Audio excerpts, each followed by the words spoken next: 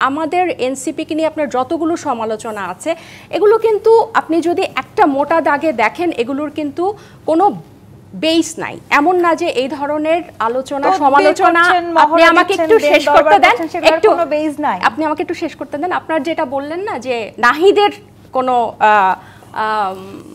কি বললেন নিয়ন্ত্রণ নাই, হ্যাঁ এই ধরনের কথা কিন্তু আপনার সব সময় বিভিন্ন রাজনৈতিক দলকে ঘিরে চলবে। বিএনপিতে আমরা শুনি যে মির্জা ফখরুল সাহেবের একটা পক্ষ, সালাউদ্দিন সাহেবের আরেকটা পক্ষ, এরকম কিন্তু অনেক কথা শোনা যায়। সো এগুলোর কোনো আসলে বেস নেই, এগুলো চলতে থাকবে।